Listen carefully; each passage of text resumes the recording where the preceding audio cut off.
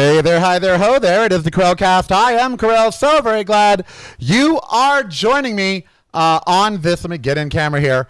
On this Friday. It is Friday, September 10th. Tomorrow is, of course, September 11th, the 20th anniversary of the terrorist attack in New York City. And before we begin, I have to ask a question out there, since I'm usually in the top 200 in Canada. What the hell's going on up there?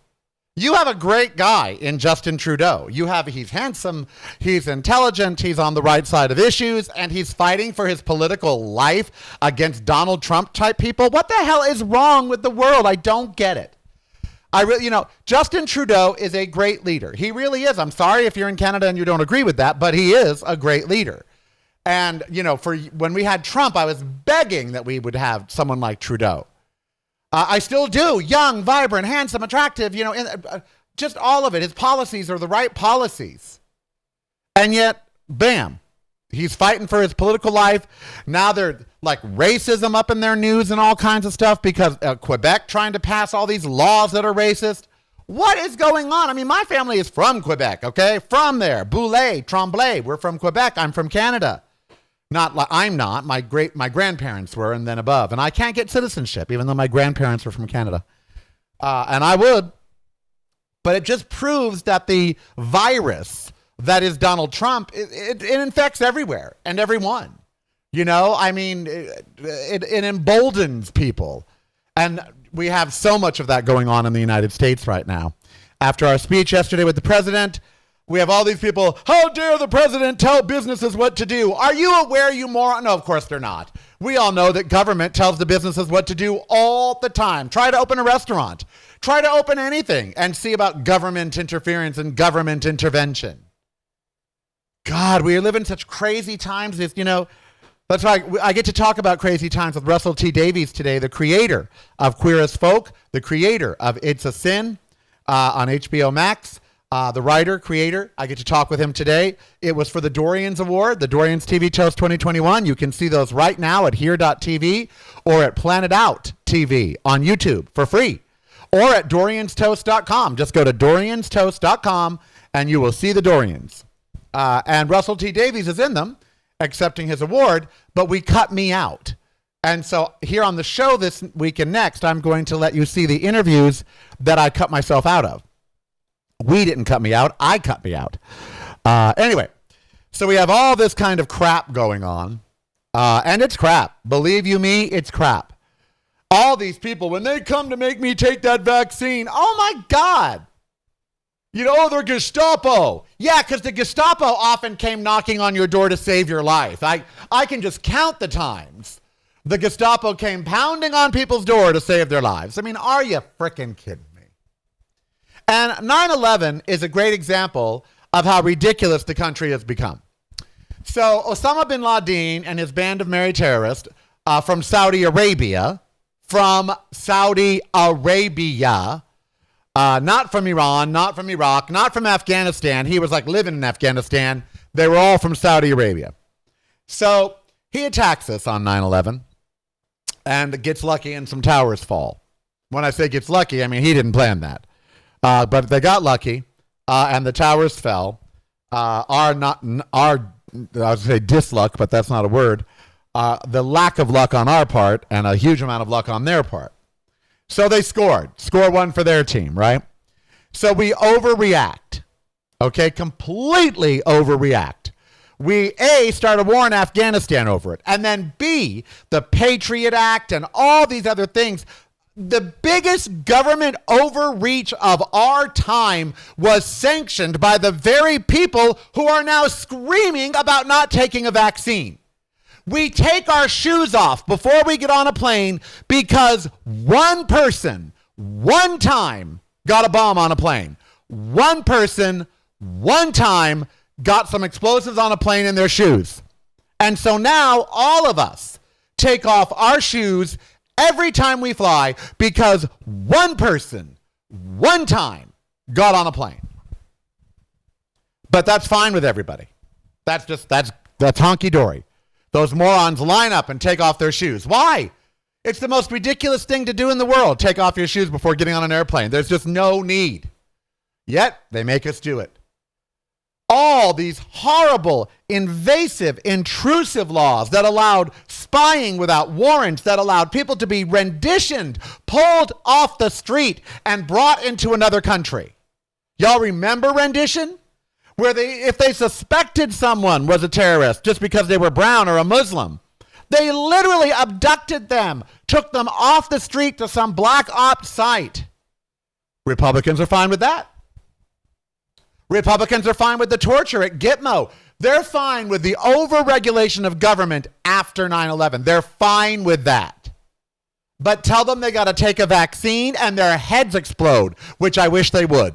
I wish, like in this one movie I saw, The Kingsman, I wish that there was like this villain that would make the GOP's heads all just explode at the same time. That means you wish them dead. I don't really. It was a movie. I don't want anyone to explode anybody's heads. I just saw another movie where they can make heads explode too. What movie was that? Where she made her political, it was a series, a TV series. And she makes her political opponent's head explode. It's a great analogy because they make our heads explode all the time. You know, but really, I mean, I'm not going to take it. How dare him, Mac? So they like Trump's version better. Ignore the vaccine. Ignore it. Let people die. They like that better. They're evil. Republicans and the they're evil. They're evil, honey. Evil woman. They're evil. I want to be evil. I want to vote red. So they're evil. They are evil, and they're being evil. Fighting over a virus. But we've seen it all before. So 9/11 happens, and we completely overreact, and everybody's down with that, except, of course, liberals. And we're like, hey, you're overreacting. This is at best is a police action, meaning send in Navy SWATs, Navy SEALs, Navy whatever, but, no war. But they went to war. They took away so many of our personal freedoms. The Patriot Act is horrific. And they're fine with that, Republicans and their followers. But mandate something for the good of all the country, and you're evil. You're vile. You're disgusting. You're overreaching your power. Pass bills and laws that get us into unending wars based on one attack, one time. That's fine. 9/11 was one attack. There hasn't been one since. And not that we have, that's because we've done all this to prevent it. Oh, please, no. They got organized once. It happened. The only terror attacks since 9/11 have been by domestic terrorists, by white Americans. The only terror attacks, and there have been thousands since 9/11 on our soil, have been by domestic terrorists. And what's been done about those? Nothing. But acting like a vaccine mandate is some kind of mandate, I'd like a mandate. Acting like a vaccine is some sort of, overreach or overstep. I have to be vaccinated to go to school when I was a kid.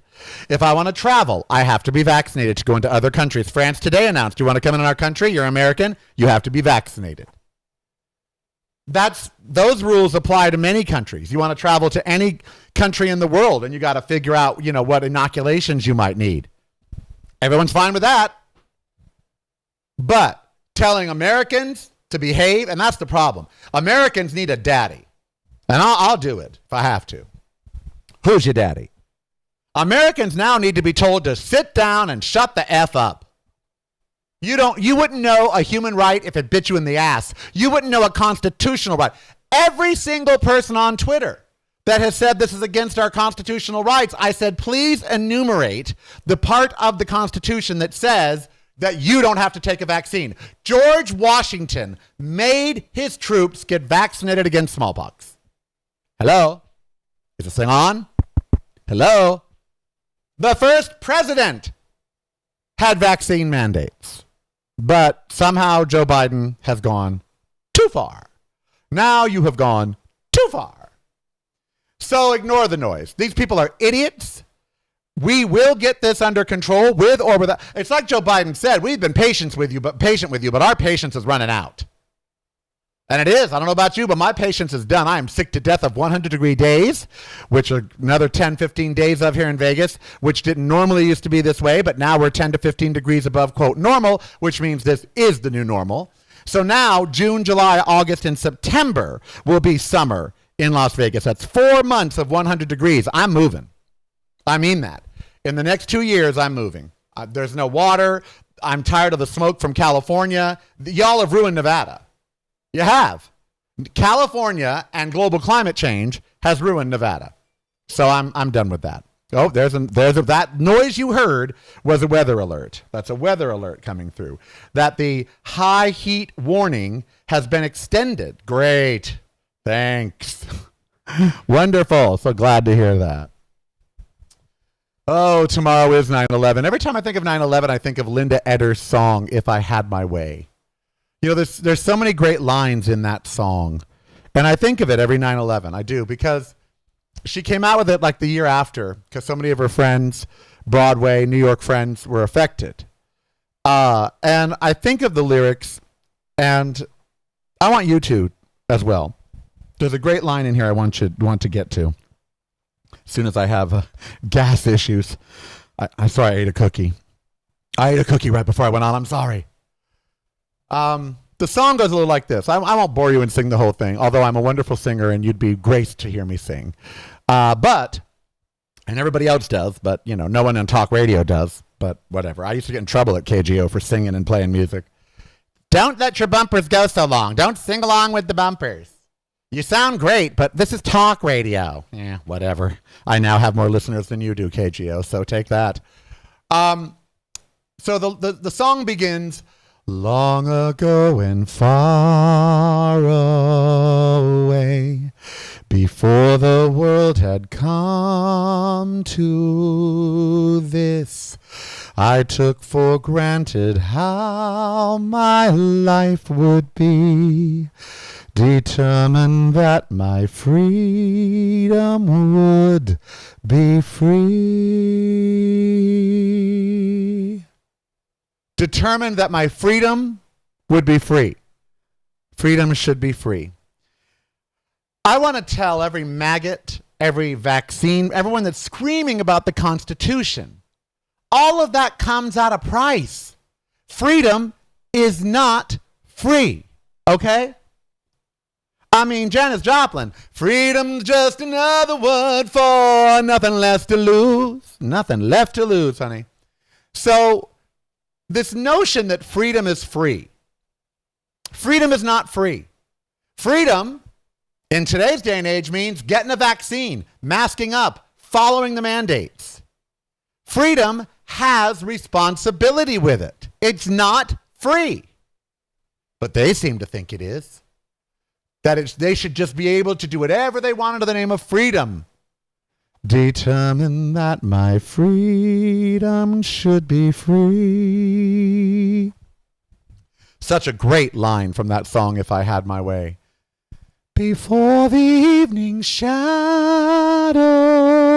fade, I'd revel in the light of day.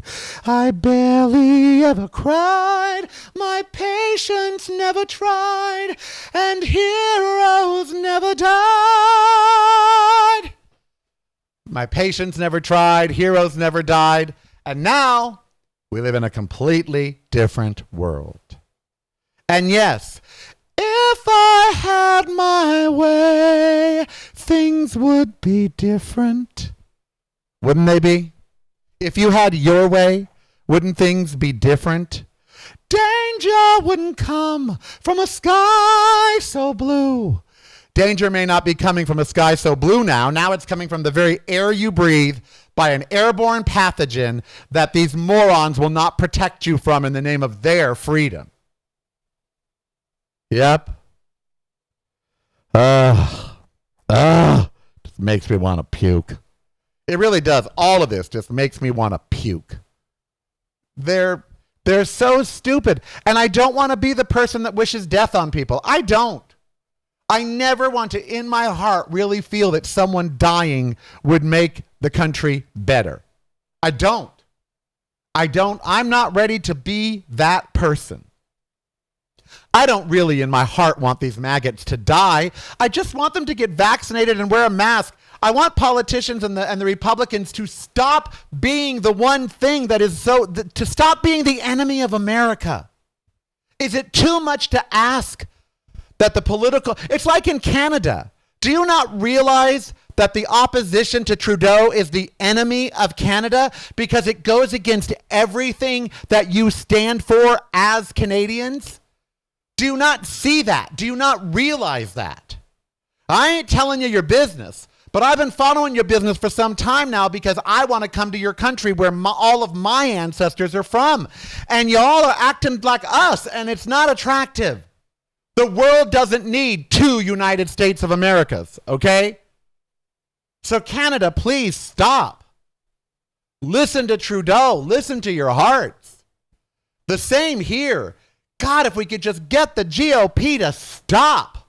Stop opposing a $3.5 trillion bill for the people when you approve $2 trillion in tax cuts for the rich.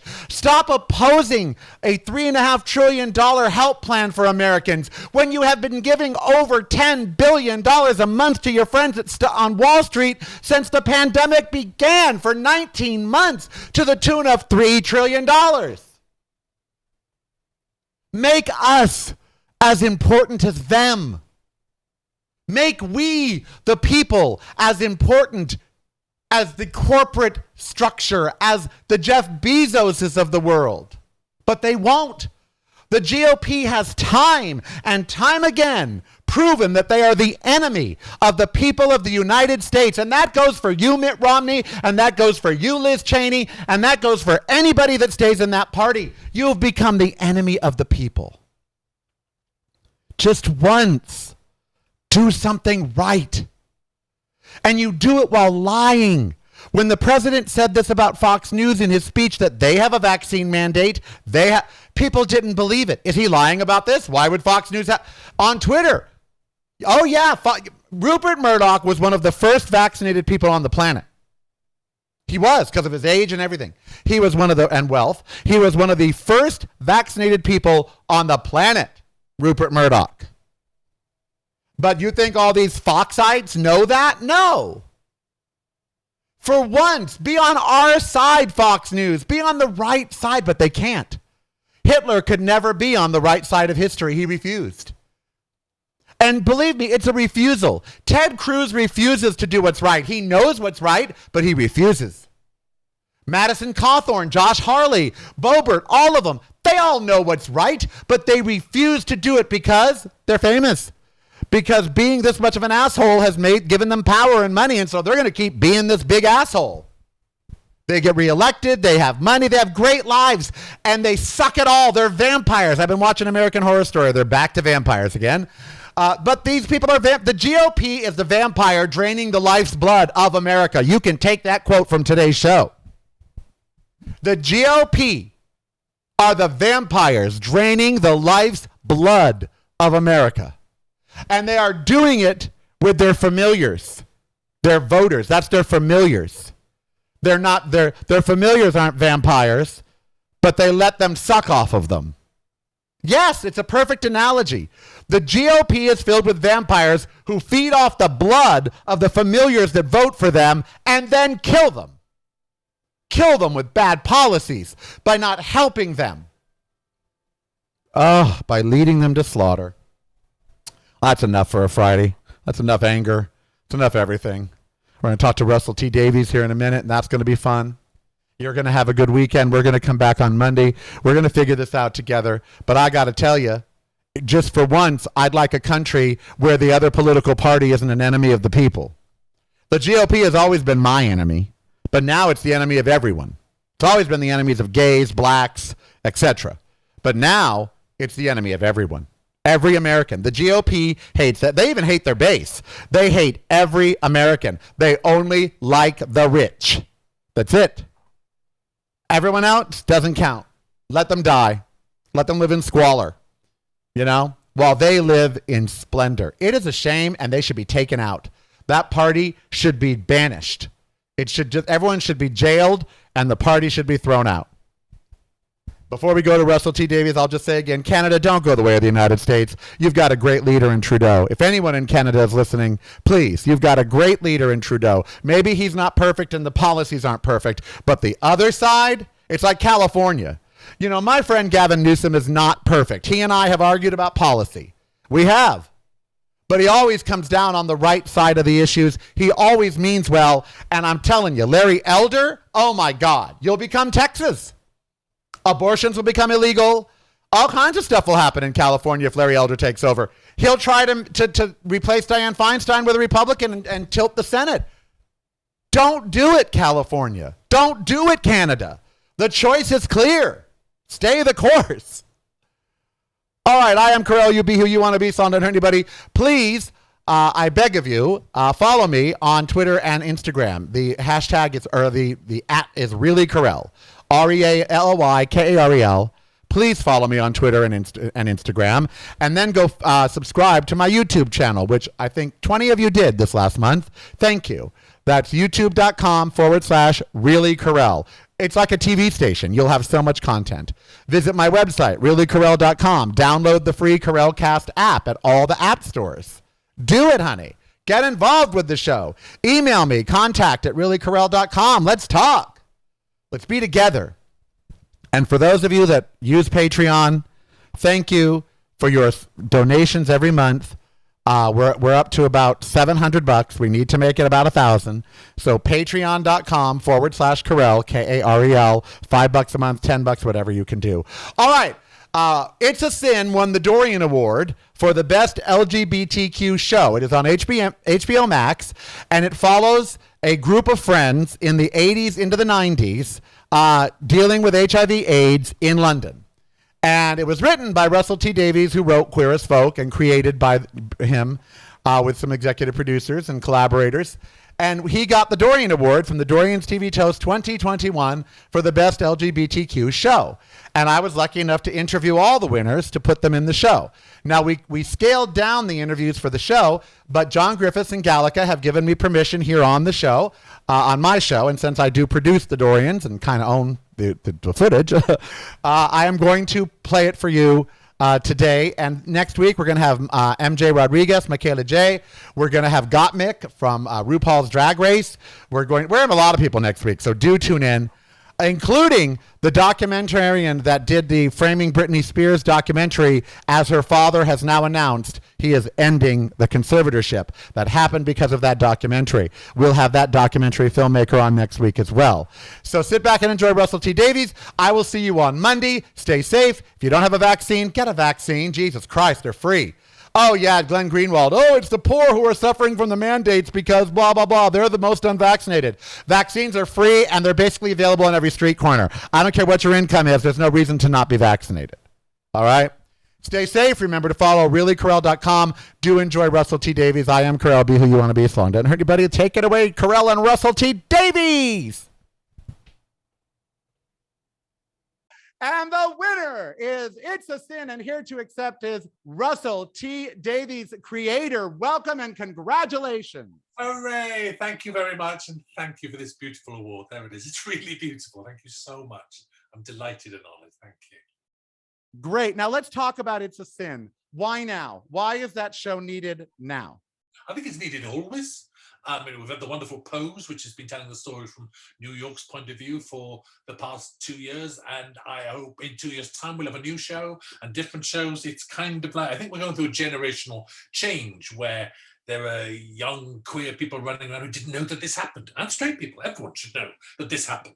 And I think some of the memories are dying as a generation passes, and it's important to revive that and to say what happened to us. Our struggle is everyone's struggle. So I'm one of many, many writers who has been picking up this torch, and many, many more to come, I think. Thank you. You know, as an older gay person, sometimes I look at the new community, I guess maybe it's generational, but I shake my head and I just think, you just don't get it. You don't understand that just a few years ago, even like 10 years, 15 years, this just would not have happened, or you would not exist, or, you know, you would be beaten or killed or discriminated. You wouldn't be able to get married. You talk about reminding them. Is the new queer generation sort of ignorant to AIDS, Stonewall, and what you and I and others like us really went through? And is this your way of sort of schooling them? I wouldn't say ignorant. I think there's a lot of good people out there. And in fairness, most generations, it's the nature of the human race not to look back. We just don't.